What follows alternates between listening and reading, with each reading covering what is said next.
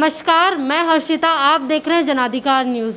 आज हम आए किशनपोल विधानसभा क्षेत्र वार्ड 61 में, जहां से कांग्रेस की तरफ से आयशा सिद्दीकी को सीट मिली है। तो आइए बात करते हैं आयशा सिद्दीकी से और जानते हैं कि वो 2 बार पार्षद बन चुकी हैं, तीसरी बार फिर से उन्होंने पार्षद के चुनाव के लिए खड़ी हुई, क्यों उन्होंने विधायक के लिए क्यों नहीं चूज़ किया। आइए बात करते हैं।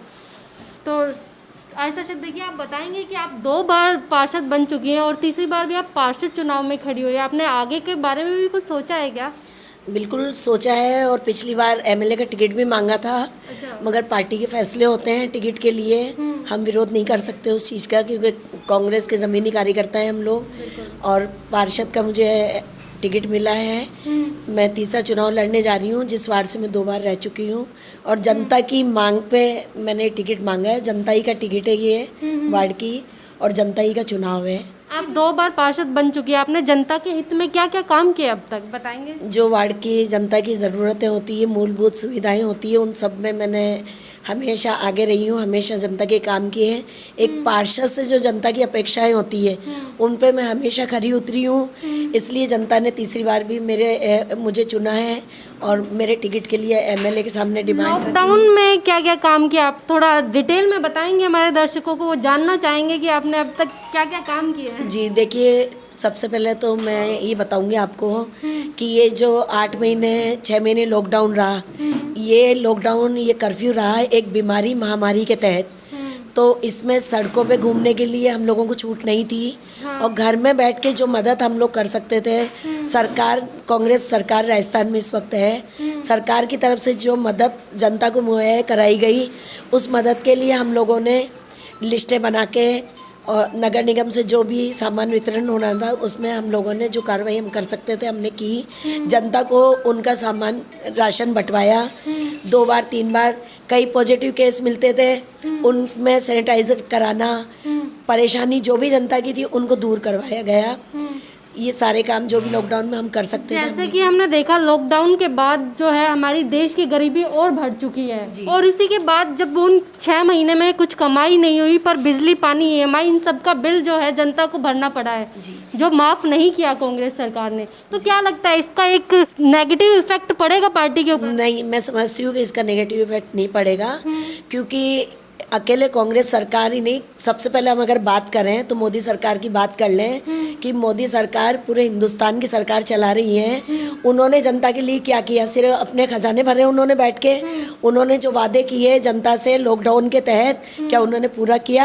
हम बात करें अगर राजस्थान कांग्रेस सरकार की, तो मैं तो धन्यवाद देना चाहूँगी अशोक गहलोत साहब को, कि उम्मीद से बढ़ के गहलोत साहब ने काम किया, और एक डट के उन्होंने मुकाबला किया इस महामारी का, और बहुत जल्दी उस महामारी से बाहर निकाला है अपनी राजस्थान की जनता को, और भरपूर मदद उन्होंने जनता की रही बिजली पानी के बिलों की, तो उन्होंने छूट दी कि 4 महीने के बिल है तो आप 2 किस्तों में 3 किस्तों में जमा करा दें। जो छूट दे सकते थे वो दी उन्होंने। नहीं, बिल्कुल सारे बिलों में छूट मिली है। आप ये देखिए कि आपको बिजली पानी के बिलों के अलावा जो भी आपको जमा कराना होता है आपका, उनमें छूट दी है उन्होंने, कि इनकम टैक्स की छूट ले लीजिए।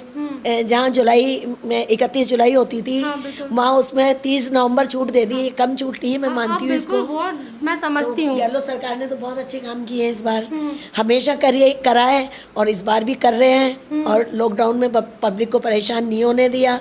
एक रामगंज क्षेत्र को बदनाम किया गया कि कोरोना, ऐसा लग रहा था कि माइनॉरिटी वालों ने ही कोरोना को फैलाया है, माइनॉरिटी वाले कहीं से कोरोना को ढूंढ के लाए, वायरस को ढूंढ के लाए। पर ये फैलाने के लिए कोई आगे से तो नहीं आता, हम ही के बीच से कोई आता है। इसके पूरी तरह मोदी जी जिम्मेदार है, मोदी सरकार जिम्मेदार है। जब दिसंबर 2019 में ये जापान में शुरुआत हो गई थी, तो चाइना से शुरुआत हो गई थी, तो क्यों नहीं मोदी जी ने फ्लाइटें रोक दी? क्यों नहीं बाहर से आने वाले?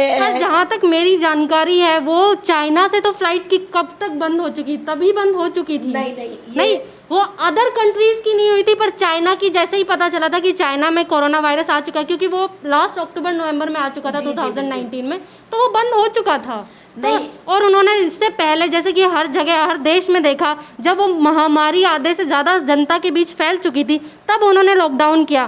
पर बीजेपी ने तो वो बहुत स्टार्टिंग में, मार्च में, फरवरी के लास्ट में ही कर दिया था, मार्च में जो मैं बताऊं, तो इतना लंबा लॉकडाउन उन्होंने कर दिया, इतना जिसका हमें बहुत ज़्यादा हानि भी हुई है, हमारे देश को इकोनॉमी कितनी नेगेटिव आ गई है। तो आप कैसे बता रहे हैं कि वो उन्होंने गलत किया? नहीं, देखिए जो लॉकडाउन उन्होंने किया, मैं लॉकडाउन के लिए आपसे नहीं कह रही हूँ, मैं कह रही हूँ कि जब महामारी जापान चाइना में फैल चुकी थी, और चाइना से इटली में और जितनी भी विदेशी उस पर फैल चुकी थी, तो वहाँ की फ़्लाइटों को क्यों नहीं रोका गया? जो क्वारंटाइन करना 14 दिन के लिए उन्होंने बाद में किया, जो काम बाद में किए, अगर उस काम को वो दिसंबर नवंबर से ही कर देते 2019 से ही, तो मैं समझती हूँ कि हिंदुस्तान में इस महामारी को रोका जा सकता था। और उसके बाद देखिए महामारी की इकोनॉमिक ग्रोथ भी होती है कि अगर आप ऐसे हर चीज़ बंद कर देंगे तो हमारे देश, जैसे कि अब हम देखते हैं 6 महीने लॉकडाउन के बाद, कल ही मैंने कुछ रिक्शा वालों से बात की, ठीक है, उन्होंने बताया कि लॉकडाउन से पहले वो दिन में 1000-1500 रुपए कमा लिया करते थे, पर आज वो मुश्किल से 200 रुपए कमा रहे हैं, उनका काम बिल्कुल बंद हो चुका है। तो अगर ये तभी हो जाता तो कितना और हानि हो जाती है, आप ये बताएंगे?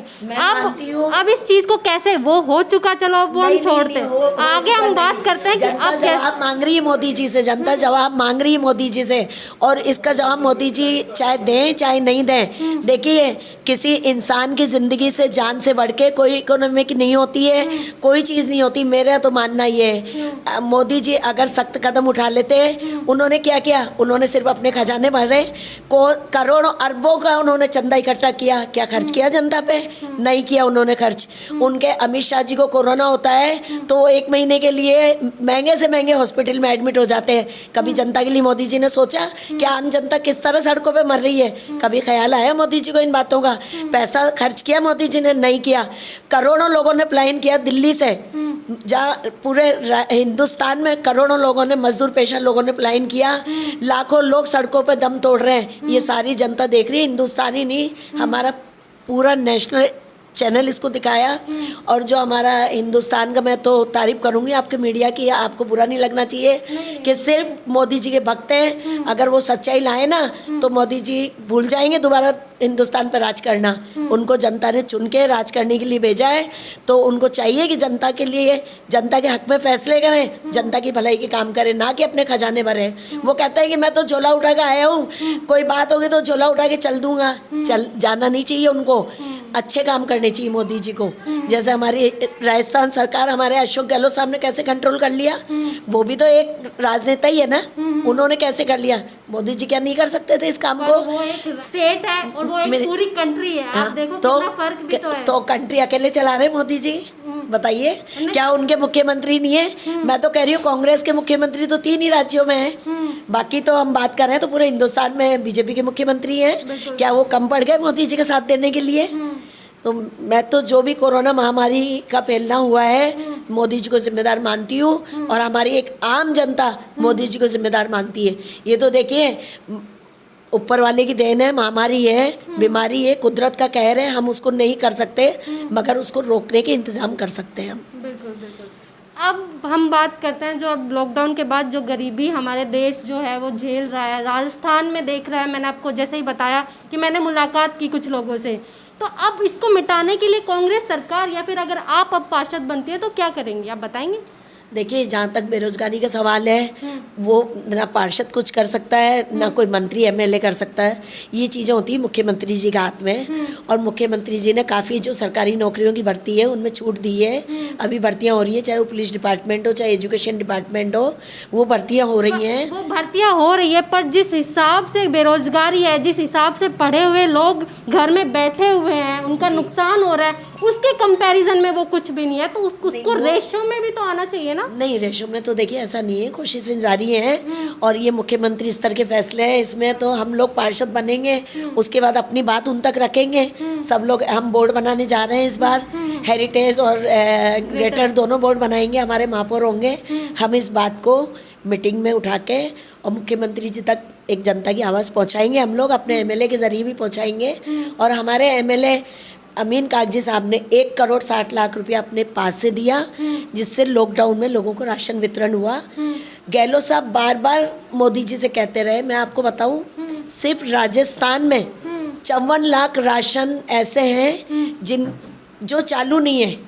पर लॉकडाउन में लॉकडाउन में गरीबों की मदद करने की बजाय, जैसे कि हमने देखा कि गहलोत जी और सचिन पायलट आपस में ही झुलसते रह गए, उन्होंने जनता पे तो इतना ध्यान, ये हम सब ने देखा है, ये हम सब ने देखा है। ये तो हर पार्टी में चलता है, पर एक लिमिट तक चलता है। पर ये पूरे देश ने देखा है कि किस तरह उन दोनों के बीच में, जब एक पार्टी ही टीम वर्क नहीं कर रही है, मिलजुल के काम नहीं कर रही है, तो आप कैसे उम्मीद करते हैं कि आगे जाके उनकी जनता के हित में ज़्यादा काम होगा? आप एक बार ये भी तो बताएं। नहीं, देखिए जनता को उसमें भी अगर मैं ये कहूँ तो आप बुरा मत मानिएगा कि इसमें भी बीजेपी का अंदरूनी हाथ था, इसमें भी बहुत बड़ा हाथ था।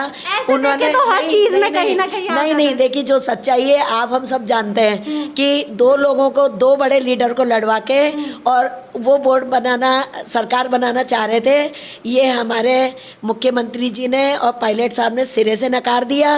और आज सब एक है, सदन में एक होकर विधानसभा में बैठे हैं, सरकार चल रही, चलती रहेगी, आगे भी हमारी सरकार आएगी। उस वक्त आपस में ना उलझकर जनता पर ध्यान देते तो ऐसे नहीं लगता वो ज्यादा अच्छे से ध्यान रख पाते, ज्यादा बिल्कुल ध्यान था, जनता पे ध्यान था। और देखिए कोई परेशानी आती है तो मिलके उसके हल निकाले जाते हैं। अपन घर में भी 5 बेटे होते हैं एक माँ बाप के, तो आपस में उनमें भी तो लड़ाई होती है ना। तो ये तो परिवार की लड़ाई है, परिवार में निमट गई, कोई दिक्कत नहीं है इसमें। तो इसी तरह जुड़े रहे हमारे चुनावी यात्रा में, देखते रहे हमारे चैनल, लाइक करें, सब्सक्राइब करें। धन्यवाद।